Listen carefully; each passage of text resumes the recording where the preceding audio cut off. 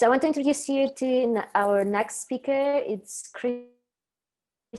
Christine, and she's a tech leader. She's a healthcare expert, also CEO and founder of Butlr Health. And we're going to talk about the mental health in distributed and remote teams and mental health of working from home. Christine, you can make a short intro of yourself. I think you're mute, so. I got it. Yeah, that's better. Thanks for having me. I'm a 3 times founder, a software engineer, and this is my 3rd company that I've built. What we're doing is we're building a marketplace that matches people with highly vetted therapists. And so basically trying to solve the problem of inaccessibility to high quality therapy and mental health across the globe.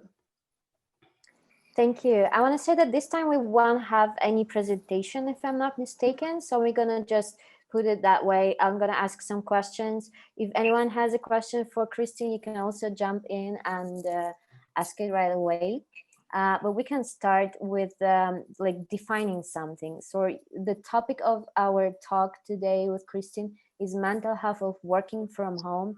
And I just wanted to ask you, if we're talking about the problems of working from home or the remote work in general, because these things can be a little bit different these days.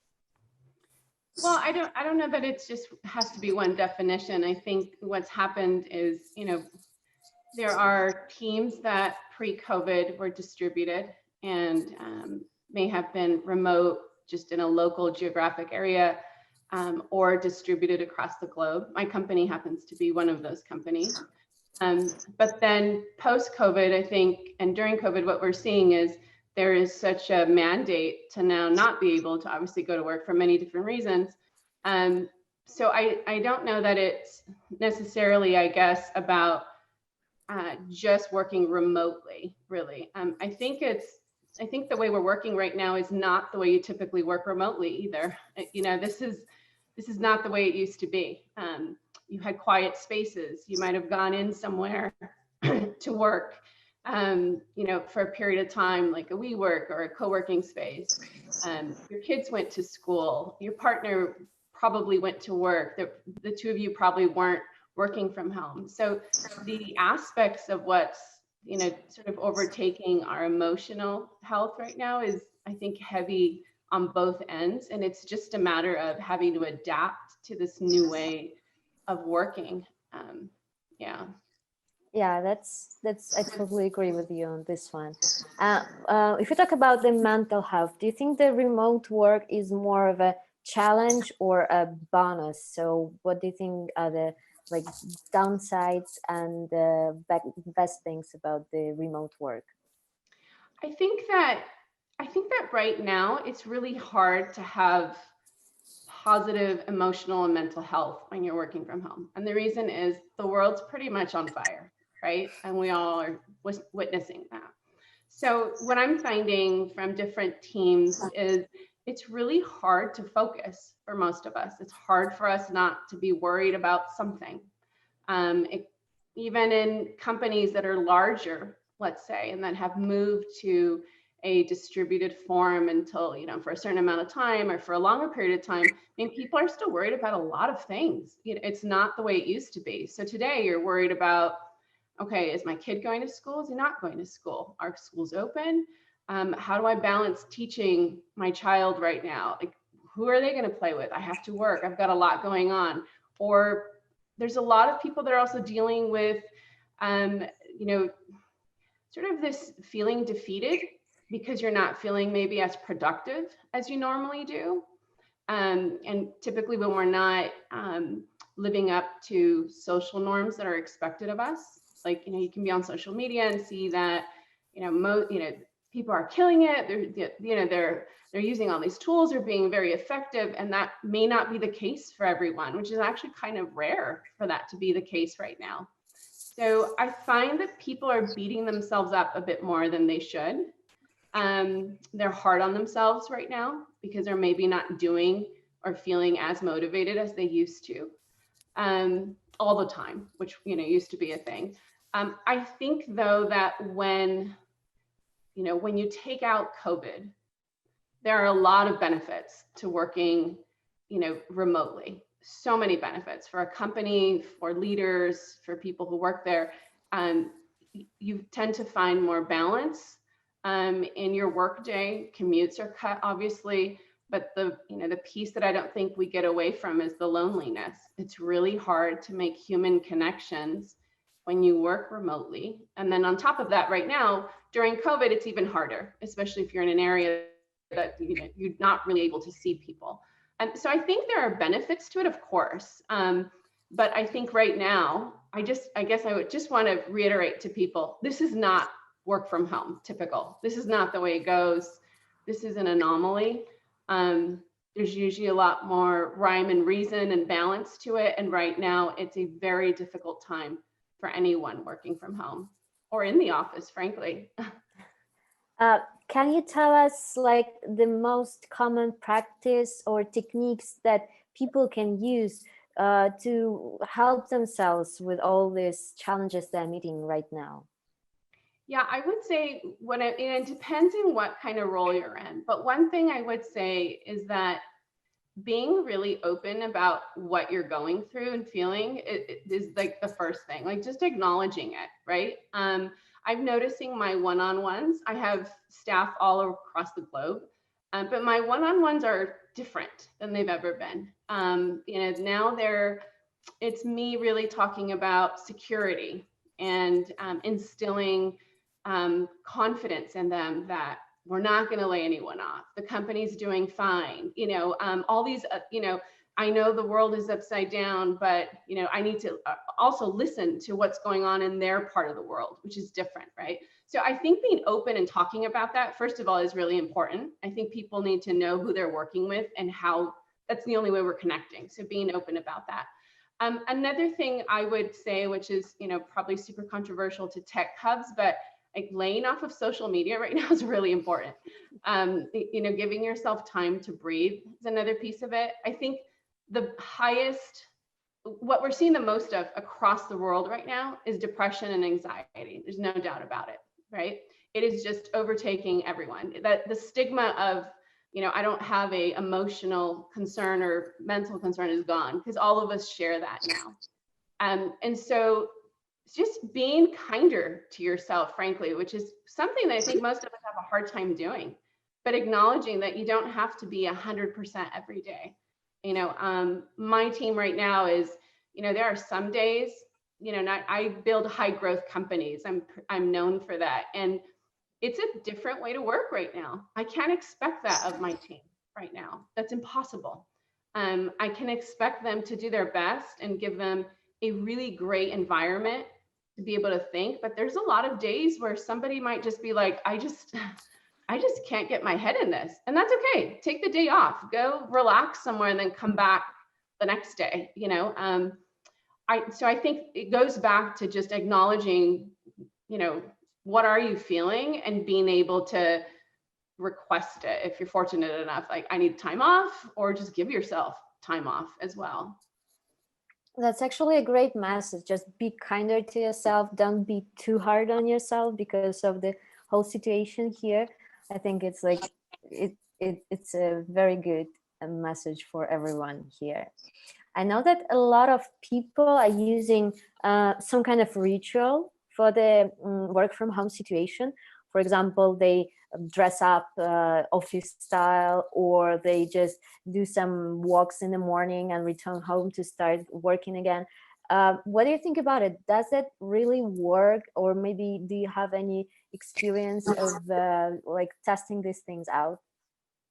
Yeah, so for me personally, I feel like I'm really lucky that I have a separate place in my house to work. Not everyone has that, right? So that's like, it feels like I'm going to work. I walk outside into my garage, right? And it looks like this. So I'm very lucky. Not everybody has that, right? I also don't have little kids anymore. My kids are in college now. So that's the other part of it. But I do get up and, I try to keep to as much of what I used to do. So working out is really important right now in whatever form that is, some kind of exercise. I also make sure that I take more breaks during the day. There's just, I feel like right now, longer periods of time of just intense Zoom or, working on your own too, it starts to get to you. And so I need many more, breaks of just taking a walk or going outside or just sitting for a minute. That's pretty much sometimes when I just scroll through something happy like Pinterest, because there's no pressure in Pinterest, right? It's like the easiest thing to scroll through. But I think you have to find what works for you, I guess is what I'm saying. And that's not the same for everyone. And I think that, it really does go back to being kind to yourself, but also listening to what is it that I need. I've got team members who have just changed a lot of their working hours, which I think is great. I think they're listening to, I don't want to work early in the morning. You shouldn't. I want to work 4 days instead of 5 days. Then that's what you should do, right? I tend to now take Thursdays and Fridays off. That works well for me. It just, instead of Monday through Friday, there's something about those 2 days that it's during the week. It feels a little bit like I'm sneaking out of work, and there's something about it that just feels a little bit more like I'm decompressing better. So I just think we all have to find what is our rhythm, what is it that we need that makes us as productive as you can be, and then saying to yourself, this is the best I can be right now. This will pass, and I will go back to who I am. That's great. And I know a lot of companies are just starting the remote work or just immediately transferring to it. Can you say that there's any adaptation period, and what is the best way to help employee during this period? What can we do as founders, as leaders to help them? I think the first thing is really giving people realistic expectations. When you hire somebody new that is going to be remote, I think you have to be even more intentional and deliberate about onboarding and making them feel like they're a part of the team. It can't be an afterthought. It can't be sort of done like we do it a little bit well. It's got to be really well done. And you should treat it like a sales process, especially now. So if we hire somebody, usually they don't start work for a month, maybe a month and a half. It's very typical, right? For that month and a half, they start our drip campaign. And so they start to get emails from us with different things in it. First one might be like, hey, welcome to the team. Here's what to expect your first day. Maybe, a week later, they'll get something else on like, hey, fill out this form. This is how we'll run payroll. Hey, meet the team. Here's somebody that you can connect with ahead of time to ask questions. So we do that to keep people engaged, but also to sort of start to give you information of how our company works, how our team works, start to get to know the business, because it's really intimidating to start on day one when either no one's on your time zone or everyone's like crickets on Slack, which tends to happen in a lot of tech companies when people are heads down working, right? If there's not a whole lot of activity sometimes on Slack because of that, and you're new, breaking in can be incredibly intimidating. So I think that's really important. I also think that setting up in the beginning as well, we do something where for the first week, whatever time zone they're in, I'll figure out I have to meet with them first, whether they report to me or not, and I meet with them for a week.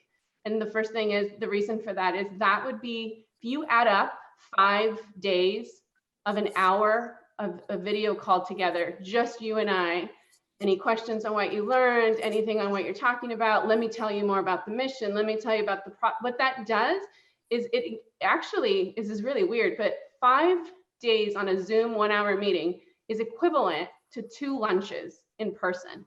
And if you think about that ratio and you're trying to make a connection with someone, how many one-on-ones then do you have to have in the beginning to make this person feel like they can approach you? Because that's another thing that's really important right now. We're all behind a screen.